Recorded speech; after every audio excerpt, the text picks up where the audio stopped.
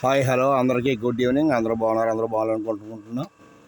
అలాగే మరి ఈరోజు వలసపల్లిలో మిర్చి కోతకి వెళ్ళామండి. చూడండి, ఎర్రటగ్గిలో కూడా రైతులు ఎంతో కష్టపడి మిరపకాయలు కోస్తున్నారు, కూలోళ్ళ చేత కోయిస్తున్నారు.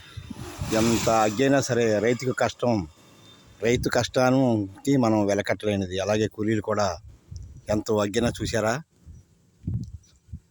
ఆడవారు కూడా చొక్కాలు వేసుకుని నెత్తిన తుండు కట్టుకుని ఈ రకంగా కోస్తున్నారు. అలాగే మనం ఏం తినాలన్నా సరే మన రైతన్న పండించాలండి.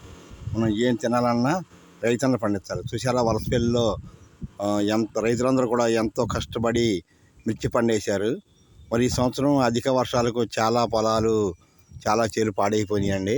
అయినా సరే పట్టుదల వదలని విక్రమార్కులాగా రైతులు దానికి మందులు మాపులేసి కాయల్ని తోటల్ని ఎంతో ఏదో రకంగా ముందేసి వాటిని డెవలప్ చేసి ఈ రకంగా మిరపకాయలు కోస్తున్నారండి. ఈ పొండి మిరపకాయలన్నీ కోసి తర్వాత ఎండబెట్టి మళ్ళీ వాటిని గేడింగ్ చేసి మళ్ళీ వాటిని గుంటూరు ఏసీలో వేసి ఆ తర్వాత అమ్ముతారండి. మనం ఏదైనా రైతు కష్టం వెలకట్లేనని. అలాగే రైతులతో పాటు మన గిత్తలు కూడా, ఇక్కడ 2 గిత్తలు ఉన్నాయి, గిత్తలు కూడా బాగా కష్టపడతాయండి. ఎడ్లు బండి లేని అసలు వ్యవసాయం చేయలేము కదండి. ఎడ్లు బండి లేని వ్యవసాయం చేయలేం. అలాగే ఈ పక్క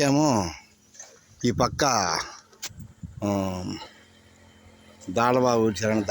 దాళవా వరి పొలం ఊడ్చారు, సారవంగా దాళవా. చూడండి, ఇది కూడా ఒక మాదిరిగా ఉందని, అంత బాగాలేదు. ఏదైనా రైతు కష్టానికి మనం వెలకట్టలేనిది. అందరూ బాగుండాలి, మీరు బాగుండాలి, నేను బాగుండాలి. అలాగే మన రైతులు అండలు కూడా బాగుండాలి. అలాగే వలసపల్లి రైతులందరూ, మిర్చి రైతులందరూ కూడా బాగుండాలని కోరుకుంటున్నాం. జై జవాన్, జై జై జవాన్, జై శ్రీరామ్, జై జై శ్రీరామ్.